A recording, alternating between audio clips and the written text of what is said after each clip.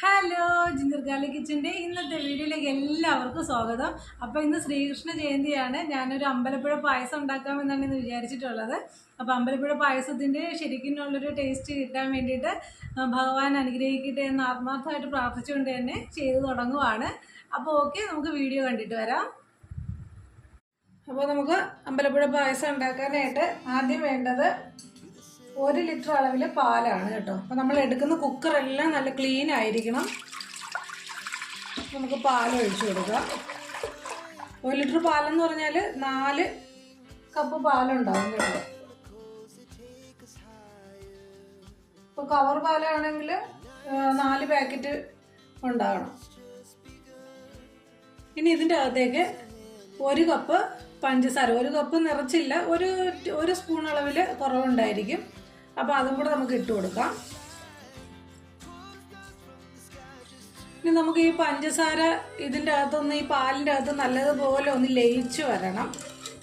അപ്പോൾ അതുവരെ ഒന്ന് ചൂടാക്കി എടുക്കാം. തിളയ്ക്കണമെന്നില്ല കേട്ടോ, ഒന്ന് ഇത് മെൽറ്റായി കിട്ടിയാൽ മതി. പാല് തിളയ്ക്കണ്ട, അല്ലാതെ ഇതിനെ ഒന്ന് ചൂടാക്കി എടുക്കാം.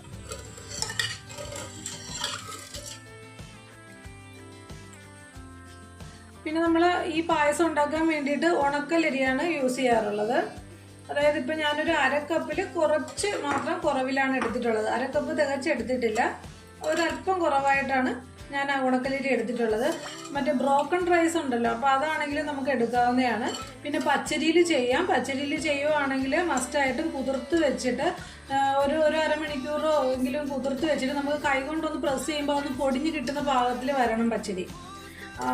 എന്നിട്ട് മാത്രമേ, പച്ചരിയാണ് നിങ്ങൾ പായസത്തിന് വേണ്ടി എടുക്കുന്നതെങ്കിൽ അങ്ങനെ കുതിർത്ത് വെച്ച് അതിനെ ഒന്ന് കൈ കൊണ്ട് പ്രസ് ചെയ്ത് പൊടിച്ചെടുത്തിട്ട് വേണം യൂസ് ചെയ്യേണ്ടത്. ഇപ്പം ഈ ഉണക്കലരി ഒരു 15 മിനിറ്റോളം കുതിർത്ത് വെച്ചിട്ടാണ് കേട്ടോ എടുക്കുന്നത്. കുതിർത്ത് വെക്കാതെ എടുത്താലും കുഴപ്പമൊന്നുമില്ല. അപ്പോൾ കുറച്ചുകൂടെ പെട്ടെന്ന് വെന്ത് കിട്ടാൻ വേണ്ടിയിട്ടാണ് ഞാനൊന്ന് കുതിർത്ത് വെച്ചത്. ഇപ്പം നമ്മുടെ പാലൊന്ന് ഇത് ചെറുതായിട്ട് ചൂടായും വന്നിട്ടുണ്ട്. അതുപോലെ തന്നെ പഞ്ചസാര മെൽറ്റ് ആയിട്ടുണ്ട്. പിന്നെ ഈ സമയത്ത് നമുക്ക് അരി ഇട്ട് കൊടുക്കാം.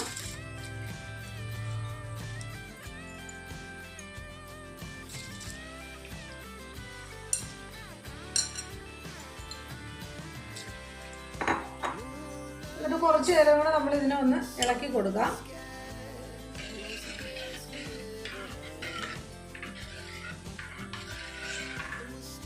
പിന്നെ നമ്മൾ കുക്കറിന്റെ മൂടി വെച്ച് ഇതിനെ അടയ്ക്കുകയാണ്.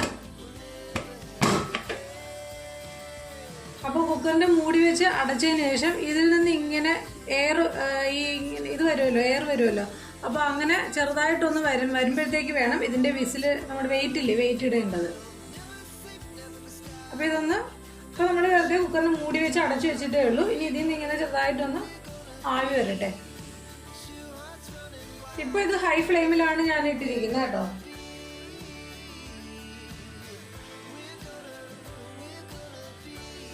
ഓക്കെ, ഇപ്പോൾ ചെറിയ രീതിയിൽ ഒരു പുക വരുന്നുണ്ട്. അപ്പോൾ ഇനി നമുക്ക് ഇതിൻ്റെ വെയിറ്റ് ഇട്ട് കൊടുക്കാം. വെയിറ്റ് ഇട്ട് കൊടുത്തതിന് ശേഷം ഒരു 2 മിനിറ്റ് ഇങ്ങനെ ഹൈ ഫ്ലെയിമിൽ തന്നെ ഇരുന്നോട്ടെ. ഇനി നമുക്കിതിനെ ലോ ഫ്ലെയിമിലേക്ക് മാറ്റി കൊടുക്കാം. അപ്പോൾ അത് പ്രത്യേകം ശ്രദ്ധിക്കുക. ഇനി ഒരു 30 മിനിറ്റ് നേരം ഇത് ലോ ഫ്ലെയിമിൽ കിടന്നിട്ട്, ഒരു വിസിലൊക്കെ വന്നാലും കുഴപ്പമില്ല കേട്ടോ. നമ്മുടെ കുക്കറിൽ ഇങ്ങനെ ഒരു ഒച്ച ഉണ്ടല്ലോ, അത് കേൾക്കുന്നുണ്ടോന്നൊന്ന് ശ്രദ്ധിക്കുക. അപ്പോൾ ലോ ഫ്ലെയിമിൽ ഇട്ട് കൊടുത്തതിന് ശേഷം 30 മിനിറ്റ് ഇത് അനക്കാതെ ഇങ്ങനെ തന്നെ വെച്ചേക്കുക. ഇപ്പോൾ ചെറുതായിട്ട് ഇതിൻ്റെ ഒച്ച കേൾക്കുന്നുണ്ട്. ഇപ്പം ഞാൻ ലോ ഫ്ലെയിമിലാട്ടോ ഇട്ടേക്കുന്നത്. ഇനി അത് 30 മിനിറ്റ് അങ്ങനെ തന്നെ ഇരിക്കട്ടെ.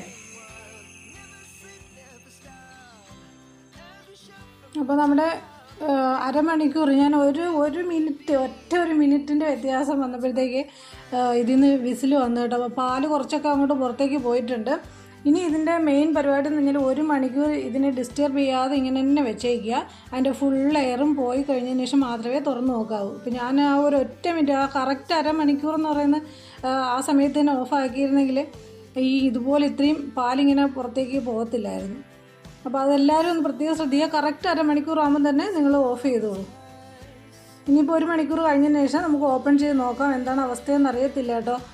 ഒരു അബദ്ധം പറ്റിയതാണോ എന്ന് എനിക്കറിയത്തില്ല. എന്തായാലും ഇങ്ങനെ തന്നെ ഇരിക്കട്ടെ, ഡിസ്റ്റർബ് ചെയ്യാതെ ഇങ്ങനെ തന്നെ വെച്ചേക്കാം. ഓക്കെ. ഇപ്പോൾ സമയത്തിൻ്റെ വില ശരിക്കും മനസ്സിലാകുന്ന ചില സന്ദർഭങ്ങളുണ്ടാവും അല്ലേ. ഞാൻ വേറൊന്നുമല്ല, കുട്ടികൾ പുറത്ത് തന്നെ അവൻ്റെ ഫ്രണ്ട്സ് വന്നപ്പോഴത്തേക്ക് അവർ റോഡിൻ്റെ സൈഡിലേക്ക് മാറി നിന്ന് കളിക്കുമായിരുന്നു. അപ്പോൾ എന്താണെന്നൊരു ടെൻഷൻ കാരണം ഒന്ന് ജസ്റ്റ് ഒന്ന് അതിൻ്റെ അടുത്ത് പോയി വന്ന സമയത്തിന് ഒന്ന് ഒരൊറ്റ വിസിൽ വന്നിട്ടുണ്ടായി. വിസിൽ വന്നെന്ന് വെച്ചിട്ട് കുഴപ്പമൊന്നുമില്ല കേട്ടോ, എങ്കിലും എനിക്കത് വിസിൽ വരാണ്ട് തന്നെ എടുക്കണമെന്നൊരാഗ്രഹം ഉണ്ടായിരുന്നു. അപ്പോൾ ഇതിപ്പോൾ കറക്റ്റ് കളറൊന്നും ഇതിൽ വീഡിയോയിൽ കാണാൻ പറ്റുന്നില്ല, പക്ഷേ ശരിക്കും അത് നല്ലതുപോലെ നമ്മളൊന്ന് ഇളക്കി കൊടുക്കുക.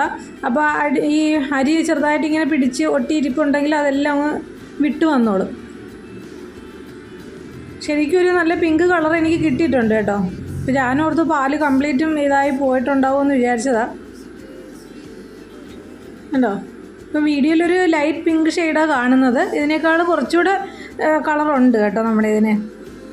അപ്പോൾ നമ്മൾ മെയിനായിട്ട് ശ്രദ്ധിക്കേണ്ടത് 30 മിനിറ്റ് ആകുമ്പം തന്നെ ഇത് സ്റ്റൗ ഓഫ് ചെയ്തേക്കുക. പിന്നെ അതിനെ ഡിസ്റ്റർബ് ചെയ്യാണ്ട് 1 മണിക്കൂർ അങ്ങനെ തന്നെ വെച്ചേക്കുക. എന്നതിന് ശേഷം എടുത്ത് നമുക്ക് സെർവ് ചെയ്യാവുന്നതാണ്. അപ്പോൾ നമ്മുടെ അമ്പലപ്പുഴ പായസം എങ്ങനെയുണ്ടെന്ന് നമുക്കൊന്ന് ടേസ്റ്റ് ചെയ്ത് നോക്കിയിട്ട് ഞാൻ പറയാം കേട്ടോ. അപ്പോൾ എന്താണെങ്കിലും ഞാനിതൊന്ന് ടേസ്റ്റ് ചെയ്ത് നോക്കാൻ പോവുകയാണ്. അപ്പോൾ നമ്മുടെ വീഡിയോയിൽ കാണുമ്പോൾ ഇതൊരു വൈറ്റ് കളറിലാണ് ഇരിക്കുന്നത് കേട്ടോ, പക്ഷേ ശരിക്കും അത് നല്ല പിങ്ക് ഷെയ്ഡിൽ തന്നെ എനിക്ക് കിട്ടിയിട്ടുണ്ട്. അപ്പോൾ ടേസ്റ്റ് നോക്കട്ടെ. നിങ്ങളും തീർച്ചയായിട്ടും ട്രൈ ചെയ്ത് നോക്കുക. ട്രൈ ചെയ്ത് നോക്കിയിട്ട് ഇഷ്ടമായാൽ വീഡിയോ ഒന്ന് ലൈക്ക് ചെയ്തേക്കുക, സബ്സ്ക്രൈബ് ചെയ്യുക. സബ്സ്ക്രൈബിൻ്റെ അടുത്ത് ഓൾ എന്ന് പറയുന്നൊരു ബട്ടൺ ഉണ്ട്, അതും കൂടെ ഒന്ന് പ്രസ് ചെയ്തേക്കുക. എല്ലാവരുടെയും സപ്പോർട്ട് ഉണ്ടാകണം. അപ്പോൾ ടേസ്റ്റ് വൈസ് അടിപൊളിയാണ് കേട്ടോ. അപ്പോൾ തീർച്ചയായിട്ടും ട്രൈ ചെയ്യുക. Okay, thank you.